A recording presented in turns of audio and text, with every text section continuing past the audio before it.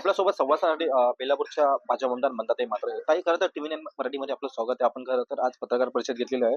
कचऱ्यापासून वीज निर्मिती हा प्रकल्प आपण तुर्भे नवी मुंबईमध्ये आणणार आहात. खरं तर आपल्या पाठपुराव्याला पुन्हा एकदा यश आलेलं आहे. काय सांगा?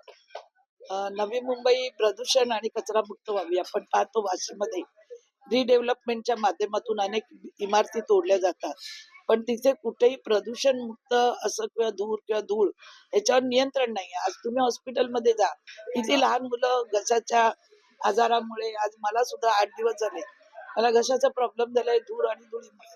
तर प्रदूषण मुक्त करण्यासाठी आणि कचरा मुक्त हे जवळजवळ येणाऱ्या 24च्या मी निवडणुकीत मी बोलली होती, आणि त्याप्रमाणे माननीय मुख्यमंत्री देवेंद्र फडणवीस साहेब यांचा जो हा मुद्दा घेऊन त्या मुद्द्यावर मी काम करून बरेच वर्ष करते.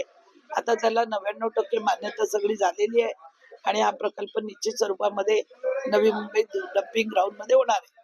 ताई, खरं तर हा प्रकल्प किती दिवसांमध्ये किंवा किती वर्षांमध्ये पूर्ण होणार त्याबाबत काय सांगा? मला वाटतं कमीत कमी 1 वर्षाच्या आत पूर्ण व्हायला पाहिजे. 5 ते 6 लाख लोकांना नोकऱ्या मिळणार आहेत. आज एवढ्या लोकांच्या हाताला काम मिळणार, आणि माननीय मुख्यमंत्र्यांचे स्वप्न आहे की महाराष्ट्र कचरा आणि प्रदूषण मुक्त व्हावा. म्हणून त्यांचं नागपूर असेल, मुंबई असेल, किंवा त्यांचं पुणे आहे, अशा अनेक ठिकाणी या प्रकल्पासाठी साहेबांच्या वेगवेगळ्या अधिकाऱ्यांबरोबर वेगवेगळ्या चर्चा. नाही, खरं तर आम्ही बघतोय की आपण नवी मुंबईसाठी अनेक प्रकल्प आणताय. मात्र ते प्रकल्प चांगले देखील असतात. मात्र आपल्याच पक्षातील काही लोक जाणून बुजून ते टीका आणि त्यांना मध्ये रोखण्याचा प्रयत्न करतात. त्यांना काय उत्तर द्याल? काय नाही, आता प्रकल्प झाल्यावर तेच त्यांना उत्तर असेल. प्रकल्प जेव्हा तो होईल त्यावेळी ते त्यांना उत्तर असेल माझ्यातर्फे. नाही, खरं तर आपण एकाच पक्षात आहात, मात्र तरी देखील असे मतभेद का? व्हायचे, ते होत राहणार. त्याला काय काय आहे का काही औषध?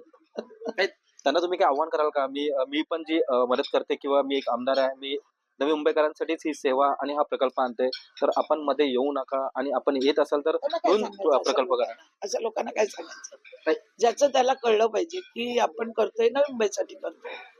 हे माझं स्वतःचा स्वार्थ आहे का? नाही, त्यांना काय आव्हान वगैरे द्याल का? काय आव्हान द्यायचं? दिलं जा, त्यांच्याकडे दिलं तर आव्हान आंदोलन करेगी मी.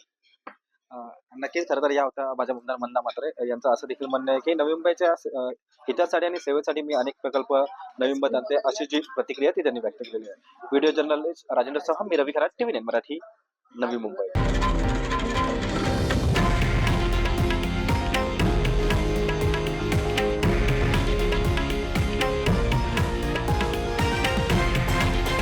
हे आहे देशातील नंबर 1 न्यूज नेटवर्क, आणि आपण पाहत आहात टीव्ही9 मराठी, एकमेव.